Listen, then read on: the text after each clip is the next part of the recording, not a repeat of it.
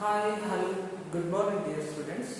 In the previous video class, I have discussed about one of the lesson called that is where there is a will. Yes dear students, in this video class, I have come up with your last lesson which is in your syllabus that is called the Otter, that is the Otter which is written by one of the Nigerian writer called Chinua Achebe. Okay, so before going to take up this lesson, let me know about the allotment for this lesson. That is what we have estimated. This lesson probably going to carry, that is 1 mark 1 question, 4 mark 1 question, and also 6 mark 1 question. So totally we can have in the allotment that is 11 marks totally. Got it what I am telling? Dear students, this lesson which is the Otter going to carry 11 marks, 1 plus, 4 plus and also 6. Okay. So that before going to take up this lesson, write down the questions which is asked in the supplementary examination 2020. Take down the question. Write down in your textbook itself. That is 1 mark question. What was Rufus Okeke Rufus Okeke apostrophe S. Rufus Okeke is short name. That is a 1 mark question. And in the 6 mark question they ask like that. The water, write down, the water represents the role of money, and the Otter represents the role of money and ridicules its power in an election. Write down, the Otter represents the role of money and ridicules its power in an action. Explain. So this is what asked in 6 mark question. Okay. See dear students, this lesson called the Otter, which is written by Chinua Achebe, who she is a Nigerian writer. Okay. So here, before going to take up the lesson, let me have the glance or the overview of this lesson. Hagadre ee lesson na background theme enide athwa yava ondu basis mele ee lesson discuss agide annodana nodta hodre, look at the first point what I have written on the board. Look at here. The Otter is a short story. Look at here. This lesson actually it is a short story. Idu ondu sanna kate, short story. Okay. Having the theme of corruption, loyalty, guilty, power, and tradition. Look at dear students. The lesson Otter is a short story having the theme of corruption, loyalty, guilty, power, and also tradition. See, ಐದು theme ನ ಮೇಲೆ ಈ lesson complete ಆಗಿ base ಆಗಿದೆ. Okay, so for example corruption. See, totally this lesson is based on the corruption which is going to have in the 21st century. 21ನೇ ಶತಮಾನದಲ್ಲಿ ಈಗ ನಡೀತಾ ಇರತಕ್ಕಂತಹ ಒಂದು ರೀತಿಯಾದಂತಹ ಸಾಮಾಜಿಕವಾದಂತಹ ಒಂದು ಅನೈತಿಕವಾಗಿರ್ತಕ್ಕಂಥದ್ದೇ ಭ್ರಷ್ಟಾಚಾರ. That is what we call corruption. ಈ ಒಂದು ಥೀಮ್ ಆಫ್ ಕರಪ್ಷನ್ ನ ಮೇಲೆ ಈ ಒಂದು ಶಾರ್ಟ್ ಸ್ಟೋರಿ ಫೋಕಸ್ ಮಾಡ್ತಾ ಇದೆ. And also the loyalty means ನೈತಿಕತೆ. ನಮ್ಮ ಒಂದು ನೈತಿಕತೆಯನ್ನು ಕೂಡ ಇದು ಸೆಲ್ಫ್ ರೆಸ್ಪೆಕ್ಟ್ ಅನ್ನು ಕೂಡ ಪ್ರಶ್ನೆ ಮಾಡ್ತಾ ಇದೆ. And also guiltiness means that we have knowingly or unknowingly that we have made a commit a mistake. Okay, so that is what guiltiness, ತಪ್ಪು ಮಾಡಿದ್ವೇನೋ ಅನ್ನೋ ಒಂದು ಭಾವನೆ, that is called introspection ಅಂತ ಹೇಳಿ ಇದನ್ನ ಕರೀತಾ ಹೋಗ್ತಾರೆ. ಅಂಡ್ ಪವರ್ ಈಗ ಇರ್ತಕ್ಕಂತಹ ಪೊಲಿಟಿಷಿಯನ್ಸ್ ಅವರ ಅಧಿಕಾರವನ್ನು ಯೂಸ್ ಮಾಡ್ಕೊಂಡು ಯಾವ ರೀತಿ ಮ್ಯಾನಿಪುಲೇಟ್ ಮಾಡ್ತಾರೆ ಅನ್ನೋದ್ರ ಬಗ್ಗೆ ಫೋಕಸ್ ಮಾಡ್ತಾ ಇದೆ. And the tradition, this is the tradition of tribal community.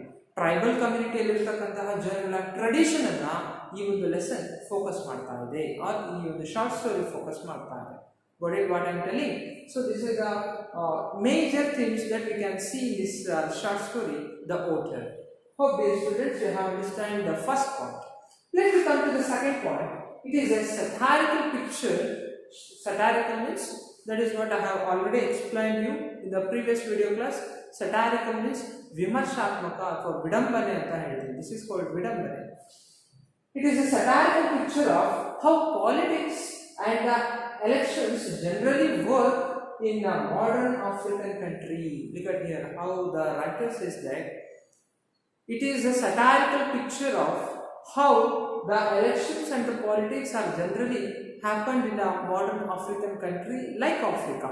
See, Africa ದೇಶದಂತಹ ಅಥವಾ ಆಫ್ರಿಕಾ ಖಂಡದಲ್ಲಿರ್ತಕ್ಕಂತಹ ಹಲವಾರು ರಾಷ್ಟ್ರಗಳು ಅಂತಹ ಒಂದು ಸಣ್ಣ ಸಣ್ಣ ರಾಷ್ಟ್ರಗಳಲ್ಲಿ ಈ ಒಂದು ಪವರ್ ಮತ್ತು ಪಾಲಿಟಿಕ್ಸ್ ಅನ್ನೋದು ಎಷ್ಟರ ಮಟ್ಟಿಗೆ ಜನರನ್ನು ಮ್ಯಾನಿಪುಲೇಟ್ ಮಾಡುತ್ತೆ ಅನ್ನೋದ್ರ ಮೇಲೆ ಈ ಒಂದು ಲೆಸನ್ ಬೇಸ್ ಆಗಿದೆ. And the next point it is, this story was told in third person narration. So hope dear students you know what is third person narration.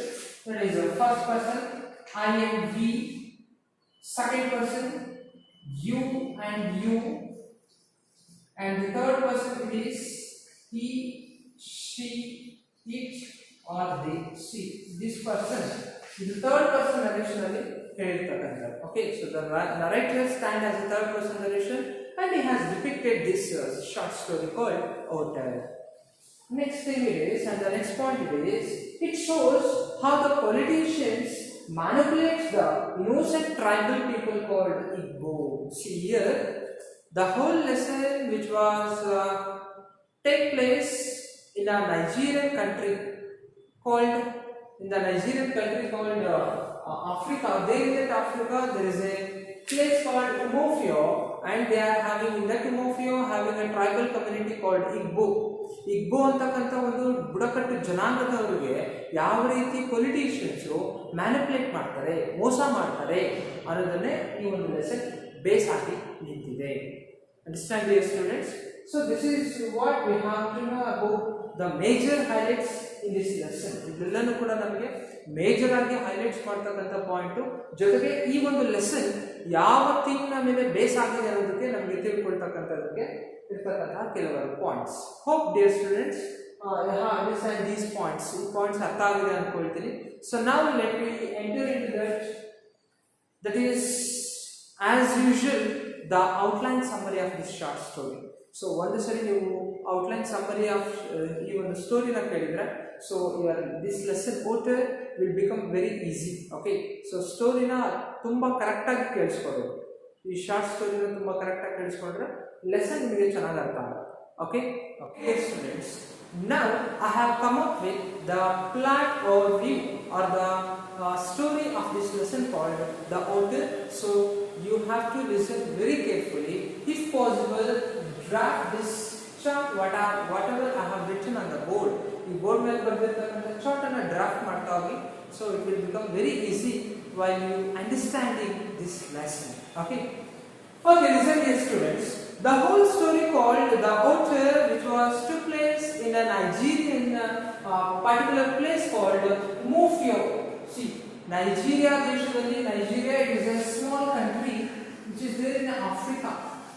Africa ಖಂಡದಲ್ಲಿರ್ತಕ್ಕಂಥ ಒಂದು ಸ್ಮಾಲ್ ಕಂಟ್ರಿ ಯಾವುದಪ್ಪ ಅಂದ್ರೆ Nigeria.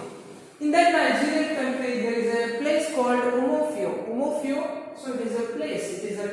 It is a place. Umofio ಅಂತಕ್ಕಂಥ ಒಂದು place ಅಲ್ಲಿ ಅಥವಾ Umofio ಅಂತಕ್ಕಂಥ ಒಂದು ಟ್ರೈಬಲ್ ಕಮ್ಯುನಿಟಿ ಇದೆ.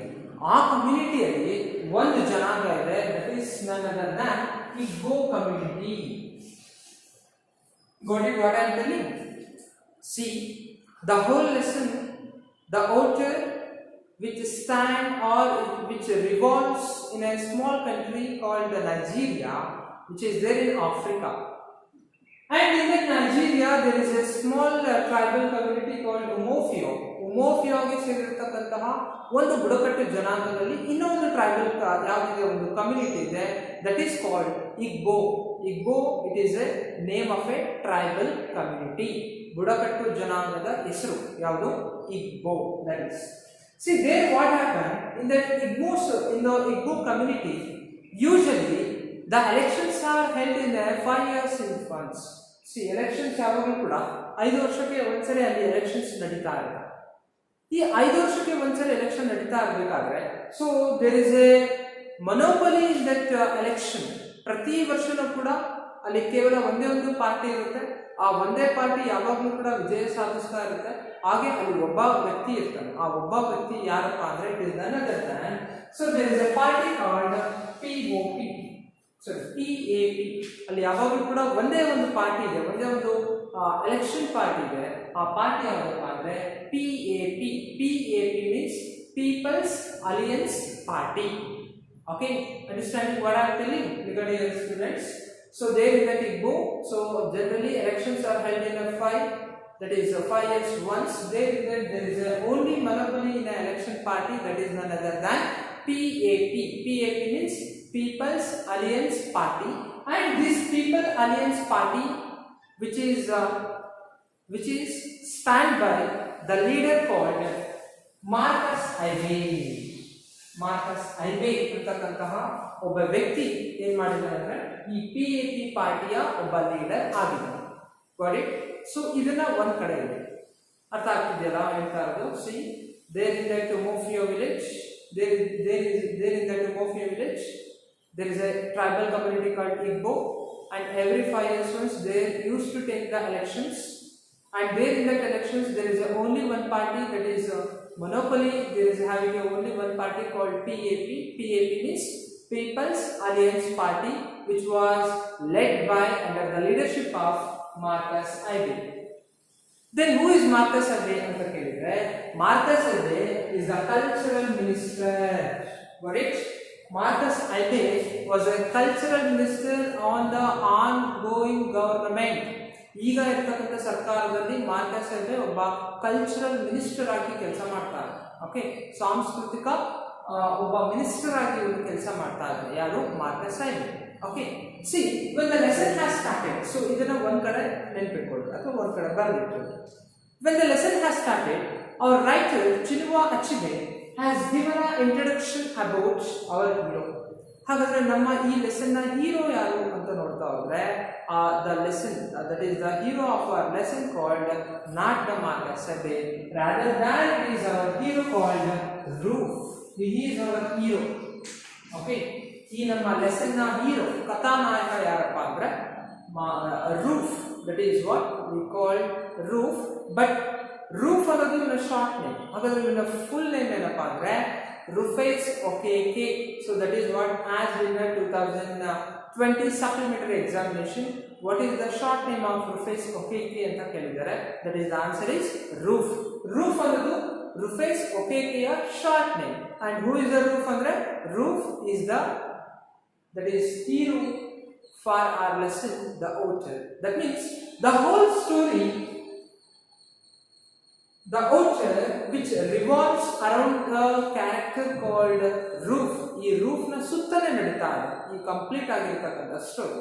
ಓಕೆ, ಸೊ ಈಗ ನೋಡಿ, when the lesson has started, our writer Chinua Achebe has made a introduction, or she has given a small introduction about our hero called Roof, that is who is very popularly known as Roof. Even though his name called Rufus Okeke is popularly known as Roof. On a Roof antane jana ella karita idrante. And he was also an educated person. Roof was a educated person. Moreover, he has get a proper education and he left his village called Umofio. Umofio ಹಳ್ಳಿಯನ್ನ ಬಿಟ್ಟು roof ಏನ್ ಮಾಡಿದಾರೆ ಅಂದ್ರೆ ದುಡಿಬೇಕು ಅಂತ ಹೇಳ್ಬಿಟ್ಟು ಬೇರೆ ಪಕ್ಕದಲ್ಲಿರ್ತಕ್ಕಂಥ ಒಂದು ಟೌನಿಗೆ ಹೋಗಿದ್ದಾನೆ. And got it what I am telling, dear students? Roof got a education there and he left his Umofio village and he went to the other city where he worked as a bicycle repair apprentice for the 2 years in Port Harcourt. Look at Roof ಏನ್ ಮಾಡ್ದ ಅಂದ್ರೆ ತನ್ನ ಹಳ್ಳಿಯನ್ನ ಬಿಟ್ಟು ಪಕ್ಕದ ಸಿಟಿಗೆ ಹೋಗ್ತಾನೆ. ಪಕ್ಕದ ಸಿಟಿಯಲ್ಲಿ ಇವನು ಬೈಸಿಕಲ್ ರಿಪೇರ್ ಅಪ್ರೆಂಟೈಸರ್ ಅಂದ್ರೆ ಬೈಸಿಕಲ್ ಅನ್ನ ತರಬೇತಿ ಅಂದ್ರೆ ಬೈಸಿಕಲ್ ರಿಪೇರಿ ಮಾಡೋದನ್ನ ತರಬೇತಿನ ಪಡ್ಕೊಳ್ತಕ್ಕಂಥ ಒಂದು ಟ್ರೈನಿಂಗ್ ಕೋರ್ಸ್ಗೆ ಸೇರಿದ್ದಾನೆ. ಯಾರು? Roof was join as a bicycle repair apprentice and he work there in 2 years. 2 ವರ್ಷಗಳ ಕಾಲ ವರ್ಕ್ ಮಾಡ್ತಾನೆ. Who? Roof. Roof worked for the 2 years as a bicycle repair apprenticer. ಇಲ್ಲಿ ಕ್ವೆಶ್ಚನ್ ಕೇಳ್ತಾರೆ, how many years Roof worked as a bicycle repair apprenticer ಅಂತ ಕೇಳ್ತಾರೆ. For 2 years he worked as a bicycle repair apprenticer. So that is the one thing. And where did Roof work as a bicycle repair apprenticer? He worked in Port Harcourt. Note ಮಾಡ್ಕೊಳ್ಳಿ, Port Harcourt. He worked in Port Harcourt. Port Harcourt ಅಂತಕ್ಕಂತಹ ಒಂದು place ಅಲ್ಲಿ ಇವನು ಏನ್ ಮಾಡ್ತಾನಂದ್ರೆ repair ಅಪ್ರೆಂಟೈಸರ್ ಆಗಿ work ಮಾಡ್ತಾನೆ.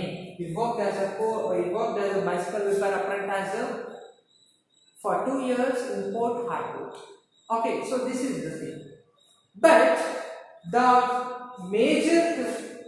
major character or the major quality of Roof is that whenever we thought that his people are in dilemma or his people are in trouble, his people are in problem, they caught in a problem situation, he left his job and he returned to Umofia. See, ರೂಫ್ಗೆ ಯಾವಾಗಾದ್ರೂ ತನ್ನ ಜನ ಕಷ್ಟದಲ್ಲಿದ್ದಾರೆ, ಸಂಕಷ್ಟದಲ್ಲಿ ಸಿಲ್ಕೊಂಡಿದ್ದಾರೆ, ಯಾವುದೋ ಒಂದು problem ಅಲ್ಲಿ ಇದ್ದಾರೆ ಅಂದ ತಕ್ಷಣ ತನ್ನ ಜಾಬ್ ಅನ್ನ ಬಿಟ್ಟು ಪ್ರತಿ ಸರಿ ಕೂಡ ವಾಪಸ್ ಉಮೋಫಿಯಾಗೆ ಬಂದು ತನ್ನ ಜನಗಳಿಗೆ ಆಗಿರ್ತಕ್ಕಂಥ ಕಷ್ಟವನ್ನ ಸರಿ ಮಾಡಿ ಮತ್ತೆ ವಾಪಸ್ ಹೋಗ್ತಾರೆ. So this is what happens, happens for Umofia people and also Roof. So this is what they are having a good bondage between the Umofia people or the Igbo tribal community people and also Roof. So when the lesson has started, the writer has given all this introduction. But now ಈಗ circumstances ಏನಿದೆ ಉಮೋಫಿಯಾದಲ್ಲಿ ಅಂದ್ರೆ currently there is a election has going to be taken place. The election will have to be announced. Election announce ಆಗಿದೆ. The election date has been declared. But the thing is that election date declare ಆಗಿದೆ. ಈಗ roof port ಹಾರ್ಕೋರ್ಟ್ ಅಲ್ಲಿ work ಮಾಡ್ತಾ ಇದ್ದಾನೆ. ಜನಗಳಿಗೆ ಒಂದು ರೀತಿಯಾದಂತಹ ಡೈಲಾಮಾ situation ಅಲ್ಲಿ ಸೇರ್ಕೊಂಡಿದ್ದಾರೆ. ಏನದು ಡೈಲಾಮಾ ಸಿಚುವೇಶನ್ ಅಂದ್ರೆ ಪ್ರತಿ ಸರಿನೂ ಕೂಡ ಎಷ್ಟು ಪಾರ್ಟಿ ಇದೆ ಉಮೋಫಿಯಾದಲ್ಲಿ? In the Umuofia there is only one party, there is only a single party, that is called PAP, which is led by under the leadership of Marcus Ibe. ಪ್ರತಿ ಸರಿನೂ ಕೂಡ ಮಾರ್ಕಸ್ ಐಬೆನೇ ನಿಲ್ತಾ ಇದ್ದ, ಪ್ರತಿ ಸರಿನೂ ಕೂಡ ಮಾರ್ಕಸ್ ಐಬೆನೇ ವಿನ್ ಆಗ್ತಾ ಇದ್ದ, ಅಂಡ್ ಪ್ರತಿ ಸರಿನೂ ಕೂಡ ಮಾರ್ಕಸ್ ಐಬೆನೇ ಒಂದೊಂದು ಮಿನಿಸ್ಟರ್ ಆಗಿ ಕೆಲಸ ಮಾಡ್ತಾ ಇದ್ದ. ಹಾಗಾದ್ರೆ ಮಾರ್ಕಸ್ ಐಬೆನ ಬ್ಯಾಕ್ಗ್ರೌಂಡ್ ಅನ್ನ ನೋಡೋದಾದ್ರೆ ಮಾರ್ಕಸ್ ಐಬೆಯ ವಿರುದ್ಧ ಜನ ತಿರುಗಿ ಬಿದ್ದಿದ್ದಾರೆ. There is a revolt against the Marcus Ibe. ಯಾಕೆ ಅನ್ನೋದಕ್ಕೆ ದೇರ್ ಇಸ್ ಅ ಲಿಸ್ಟ್. ಯಾಕೆ ಈ ವರ್ಷ ಅಥವಾ ಈ ಎಲೆಕ್ಷನ್ ಅಲ್ಲಿ ಜನ ಮಾರ್ಕಸ್ ಐಬೆಯ ವಿರುದ್ಧ ಮಾತಾಡ್ತಾ ಇದ್ದಾರೆ ಅಂದ್ರೆ ಪ್ರತಿ ವರ್ಷ ಕೂಡ ಮಾರ್ಕಸ್ ಐಬೆ ಏನ್ ಮಾಡ್ತಾನಂದ್ರೆ ಎಲೆಕ್ಷನ್ ಟೈಮ್ ಅಲ್ಲಿ ಮಾತ್ರ ಉಮೋಫಿಯಾಗೆ ಬರ್ತಾ ಇದ್ದ, ಜನಗಳಿಗೆ ಮ್ಯಾನಿಪುಲೇಟ್ ಮಾಡ್ತಾನೆ. So he used to do the manipulation of the people by giving money or organizing a dinner, ಒಂದು ದೊಡ್ಡದಾದಂಥ ಊಟನ ಕೊಡಿಸ್ತಾ ಇದ್ದ ಅಥವಾ ಇನ್ನೇನೋ ಮಾಡ್ತಾ ಇದ್ದ. ಆದರೆ he never saw the poor people, he never saw the concern towards the poor people. ಆ ಹಳ್ಳಿಯ ಜನಕ್ಕೆ ಕರೆಂಟಿನ ಫೆಸಿಲಿಟಿ ಕೂಡ ಈಗಲೂ ಕೂಡ ಇಲ್ಲ. ಬಟ್ ಪ್ರತಿ ವರ್ಷ ಯಾರು ವಿನ್ ಆಗ್ತಾ ಇದ್ದಾರೆ? ಮಾರ್ಕಸ್ ಐಬೆ ವಿನ್ ಆಗ್ತಾರೆ. So that when Marcus Abbey and he was the cultural minister in the ongoing government, ಈಗ ನಡೀತಾ ಇರತಕ್ಕಂತಹ ಗವರ್ನಮೆಂಟ್ ಅಲ್ಲಿ ಮಾರ್ಕಸ್ ಅಬ್ಬೆ ಕಲ್ಚರಲ್ ಮಿನಿಸ್ಟರ್ ಆಗಿದ್ದಾರೆ. ಆ ಟೈಮಲ್ಲಿ ರೂಫ್ ಏನ್ ಮಾಡ್ತಾನಂದ್ರೆ ತನ್ನ ಜಾಬ್ ಅನ್ನ ಬಿಟ್ಟು ಉಮೋಫಿಯಾಗೆ ಬರ್ತಾನೆ. when he returned to the Umofia, Roof became the honorable servant for Marcus Abbey. ಇದನ್ನ ಕರೆಕ್ಟ್ ಆಗಿ ನೆನಪಿಟ್ಕೊಳ್ಳಿ. ಯಾವಾಗ ರೂಫ್ ತನ್ನ ಪೋರ್ಟ್ ಹಾರ್ಕೋರ್ಟ್ ಅಲ್ಲಿ ವರ್ಕ್ ಮಾಡ್ತಾ ಇರ್ತಾನಲ್ಲ, ಬೈಸಿಕಲ್ ರಿಪೇರ್ ಅಪ್ರೆಂಟೈಸರ್ ಆಗಿ ಆ ಕೆಲಸವನ್ನ ಬಿಟ್ಟು ವಾಪಸ್ ಅಲ್ಲಿ ಬಂದ ಅಂದ್ರೆ ಉಮೋಫಿಯಾಗೆ ಬಂದ. ಉಮೋಫಿಯಾದಲ್ಲಿ ಯಾವ ಪಾರ್ಟಿ ಇದೆ? PAP ಇದೆ, under the leadership of Marcus Abbe. Marcus ಅಬ್ಬೆನೂ ಕೂಡ ಒಬ್ಬ ಹಾನರಬಲ್ ಸರ್ವೆಂಟ್ ಅನ್ನು ಹುಡುಕ್ತಾ ಇರ್ತಾನೆ. ಆ ಆನರಬಲ್ ಸರ್ವೆಂಟ್ ಆಗಿ ಯಾರು ಸೆಲೆಕ್ಟ್ ಆಗ್ತಾರೆ ಅಂದ್ರೆ Roof has become the honourable servant for Marcus Agri. Marcus Agri ಒಬ್ಬ ಆನರಬಲ್ ಸರ್ವೆಂಟ್ ಆಗಿ ಬಂದ. ಸೊ ಈ ಸಿಚುಯೇಷನ್ ಅಲ್ಲಿ ಏನಾಗುತ್ತೆ ಅಂದ್ರೆ Roof can able to understand the mindset of the Umuofia people very easily. So that is the major thing. ರೂಫ್ಗೆ ತನ್ನ ಹಳ್ಳಿಯ ಜನರ ಮನೋಭಾವನೆ ತುಂಬಾ ಈಸಿಯಾಗಿ ಅರ್ಥ ಆಗ್ತಾ ಇದೆ. And the roof has warned to the Marcus Abbey that the people of Homofio are going to change the mindset towards the Marcus Abbey. Roof ಏನ್ ಮಾಡ್ತಾನೆ ಅಂದ್ರೆ ಮಾರ್ಕಸ್ ಅಬ್ಬೆ ಹತ್ರ ಹೋಗ್ಬಿಟ್ಟು ಹೇಳ್ತಾನೆ, ಈ ಬಾರಿ ಎಲೆಕ್ಷನ್ ಅಲ್ಲಿ ಜನ ನಿಮ್ಮ ವಿರುದ್ಧ ತಿರುಗಿ ಬಿದ್ದಿದ್ದಾರೆ ಅಂತೇಳಿ ವಾರ್ನ್ ಮಾಡ್ತಾನೆ. So on that time Marcus Abbey ಏನ್ ಮಾಡ್ತಾನೆ ಅಂದ್ರೆ he has drawn the 5 month salary in advance. See, Marcus Abbe ಏನಿದಾರಲ್ಲ 5 ತಿಂಗಳ ತನ್ನ ಕಲ್ಚರಲ್ ಮಿನಿಸ್ಟರ್ ಆಗಿ ಸ್ಯಾಲರಿ ಬರ್ತಾ ಇರುತ್ತಲ್ಲ ಅದರ ಒಂದು 5 ತಿಂಗಳ ಸ್ಯಾಲರಿನ ಅಡ್ವಾನ್ಸ್ ಆಗಿ ಡ್ರಾ ಮಾಡ್ತಾನೆ. ಓಕೆ, ಅಡ್ವಾನ್ಸ್ ಆಗಿ ಡ್ರಾ ಮಾಡಿಬಿಟ್ಟು and he has turn that pounds to the shillings. ನೋಟುಗಳನ್ನ ಶಿಲಿಂಗ್ಸ್ ಅಂದ್ರೆ ಕಾಯಿನ್ಸ್ ಆಗಿ ಚೇಂಜ್ ಮಾಡ್ತಾನೆ. ಚೇಂಜ್ ಮಾಡಿ ಏನ್ ಮಾಡ್ತಾನೆ ಅಂದ್ರೆ he has hand over to the Roof. ಅದನ್ನ ರೂಫಿಗೆ ಕೊಡ್ತಾನೆ. ಏನಕ್ಕೆ ಅಂದ್ರೆ to give the people as correct.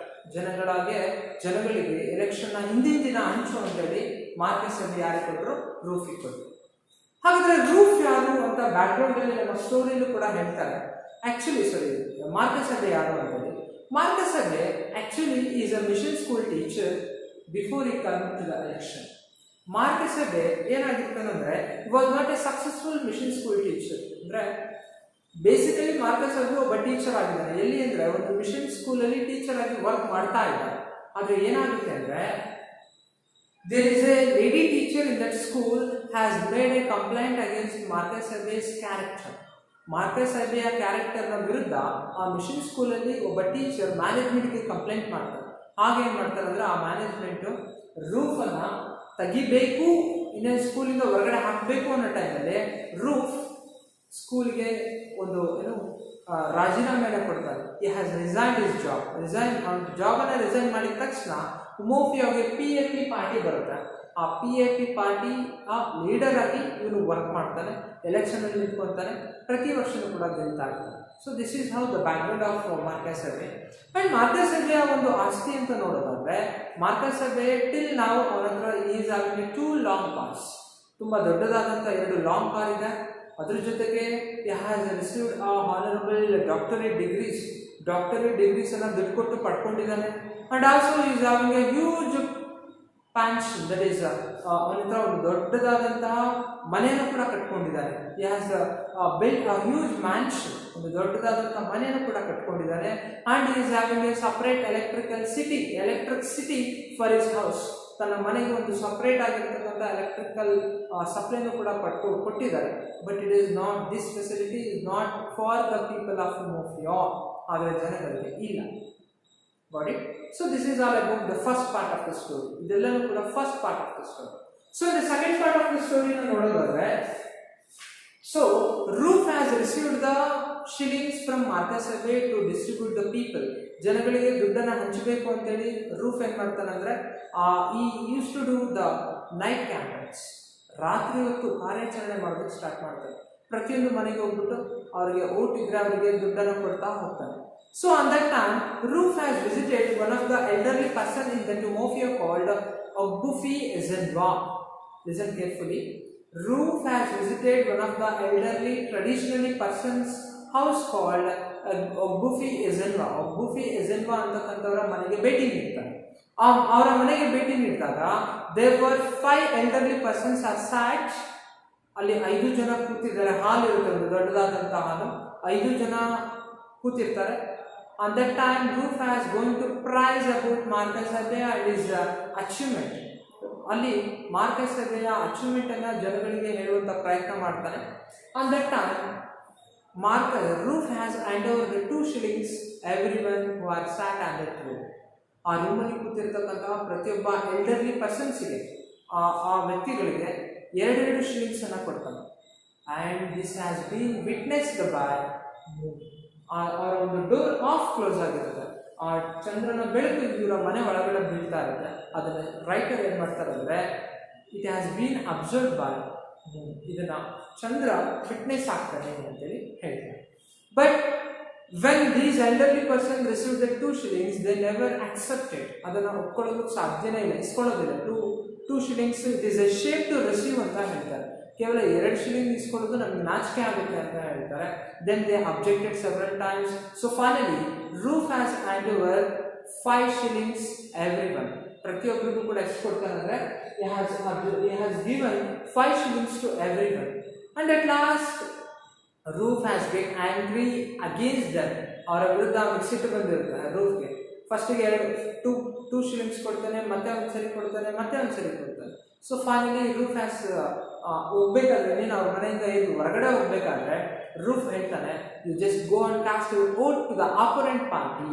ಹೋಗಿ ನಮ್ಮ ವಿರುದ್ಧ ನಿಂತಿರ್ತಕ್ಕಂಥ ಪಾರ್ಟಿಗೆ ವೋಟ್ ಹಾಕಿ ಅಂತ ಹೇಳ್ತಾನೆ. ದಟ್ ಮೀನ್ಸ್ ಅಲ್ಲಿವರೆಗೂ ಕೂಡ ನಮಗೆ ಆಪೋನೆಂಟ್ ಪಾರ್ಟಿ ಇದೆ ಅನ್ನೋದ್ರ ಬಗ್ಗೆ ಐಡಿಯಾ ಇರೋದಿಲ್ಲ.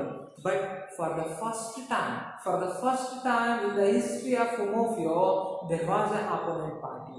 There is an against party for PAP. PAP against ಆಗಿ ಒಂದು ಪಾರ್ಟಿ ಈ ಸರಿ ಎಲೆಕ್ಷನ್ ಅಲ್ಲಿ ಕಂಟೆಸ್ಟ್ ಮಾಡ್ತಾ ಇದೆ. ಆ ಪಾರ್ಟಿ ಯಾವ್ದಪ್ಪ ಅಂದ್ರೆ POP. POP means Progressive Organization Party. Look at here. For the first time there is an opponent party for the PAP. It is none other than POP, that is Progressive Organization Party. Progressive Organization Party for the first time election ಅಲ್ಲಿ ನಿಂತಿದೆ.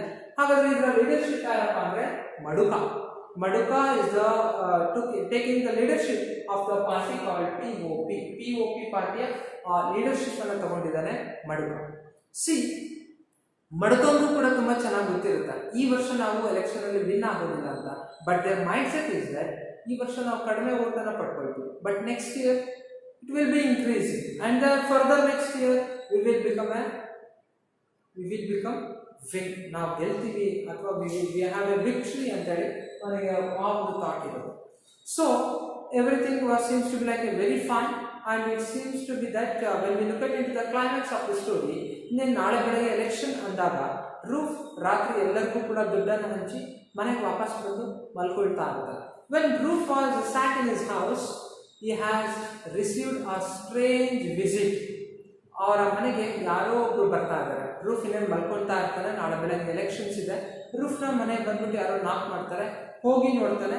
It is one of the member from POP party ಕಡೆಯಿಂದ ಯಾರೋ ಒಬ್ಬ member ಯಾರನ್ನ ಹುಡ್ಕೊಂಡು ಬಂದಿದ್ದಾರೆ, roof ಅನ್ನು ಹುಡ್ಕೊಂಡು ಬಂದಿದ್ದಾರೆ. So he open the door and that member has came inside. both of them sat together. ಇಬ್ರು ಕೂತ್ಕೊಂತಾರೆ. they never wasted their words about how are you and have you had your dinner like that. ಏನು ಕೇಳೋದಿಲ್ಲ. that stranger has offered the Roof 5 pounds. ಆ stranger ರೂಫ್ಗೆ 5 pounds ಅನ್ನು offer ಮಾಡ್ತಾನೆ. just he put the 5 pounds 5 pounds ಅನ್ನ ಅಥವಾ 5 ನೋಟನ್ನು ಇಟ್ಬಿಟ್ಟು ಆ stranger ರೂಫ್ಗೆ ಹೇಳ್ತಾನೆ ವಿ ವಾಂಟ್ ಯುವರ್ ವೋಟ್ ಅಂತ ಹೇಳ್ತಾನೆ. ನನಗೆ ನಿಮ್ಮ ವೋಟ್ ಬೇಕು ಅಂತ ಹೇಳಿ ಕೇಳ್ತಾರೆ. ಯಾರು?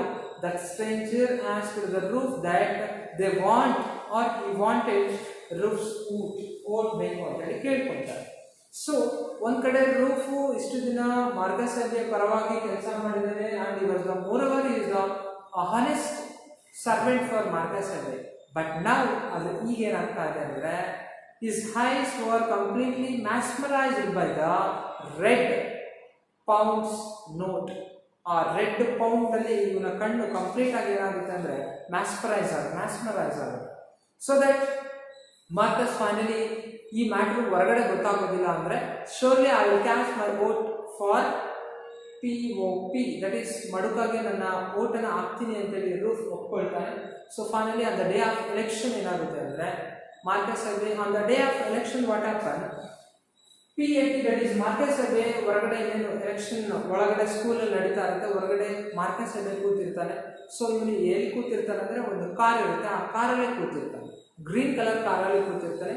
And that green colour car is the symbol for Marcus Ibe's election. ಆಗ ಅಲ್ಲಿ ಏನ್ ಮಾಡ್ತಾ ಇರ್ತಾರೆ ಜನಗಳಿಗೆ, ಇಲ್ಲಿಟ್ರೇಟ್ ಪೀಪಲ್ಗೆ ಏನ್ ಮಾಡ್ತಾ ಇದ್ದಾರೆ ಅಂದ್ರೆ ಕಾರಿನ ಓಟಿಗೆ ಮತ ಹಾಕಿ ಅಂತ ಹೇಳ್ಬಿಟ್ಟು ಎಲ್ಲರಿಗೂ ಕೂಡ ಕೂಡ ಇನ್ಸ್ಪಿರೇಷನ್ ಮಾಡ್ತಾ ಇರ್ತಾರೆ. And more over Marcus Ibe has hired the band set from the beside or the neighbouring village called Umuru ಅಂತೇಳಿ ಪಕ್ಕದ ಹಳ್ಳಿಯಿಂದ ಬ್ಯಾಂಡ್ ಸೆಟ್ ಅನ್ನ ಬಾಡಿಗೆ ತಗೊಂಡು ಜನರಿಗೆ ಎಂಟರ್ಟೈನ್ ಮಾಡ್ತಾ ಇದ್ದಾನೆ the day of election. So ಜನಗಳಿಗೆ ಎಂಟರ್ಟೈನ್ ಮಾಡ್ತಾ ಇದ್ದಾನೆ. ಅಂಡ್ ಎಲ್ಲರೂ ಕೂಡ vote for PAP, vote for POP, vote for PAP ಅಂತೇಳಿ ಎಲ್ಲರೂ ಕೂಡ ಶೌಟ್ ಮಾಡ್ತಾ ಇದ್ದಾರೆ. ಒಬ್ಬೊಬ್ಬರೇ ಹೋಗಿ ಎಲೆಕ್ಷನ್ ಅಲ್ಲಿ ವೋಟ್ ಮಾಡಿ ಬರ್ತಾ ಇದ್ದಾರೆ. And it was evening and it is going to be complete or it is going to be end of the elections. At the time Marcus Aurelius has warned the Roof to go and cast his vote.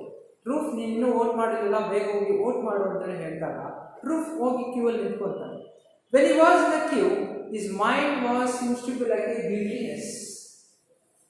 ಈಗ ಅವನಿಗೆ guilty ಭಾವನೆ ಕಾಡೋದು start ಆಗುತ್ತೆ. ಒಂದ್ ಕಡೆ honourable servant ಮಾರ್ಕಸ್ನ ಪರವಾಗಿ vote ಹಾಕಬೇಕು, ಇನ್ನೊಂದು ಕಡೆ ರೂಫ್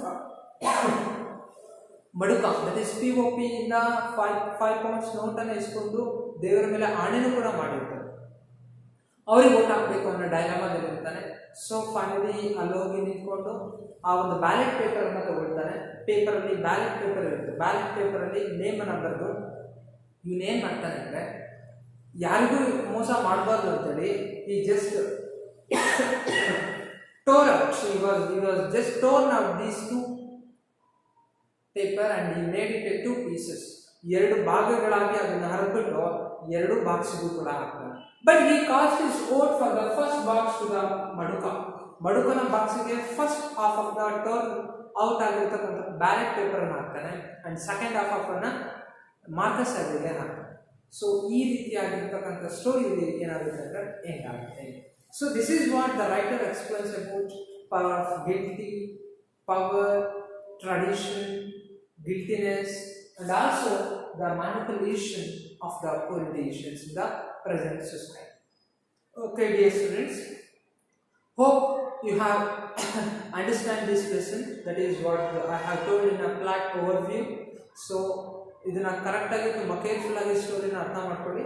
ಅಂಡ್ ರಿಮೈನಿಂಗ್ ಲೆಸನ್ಸ್ ತುಂಬಾ ಚೆನ್ನಾಗಿ ಅಥವಾ ಲೆಸನ್ ಲೈನ್ ಬೈ ಲೈನ್ ತುಂಬಾ ಚೆನ್ನಾಗಿ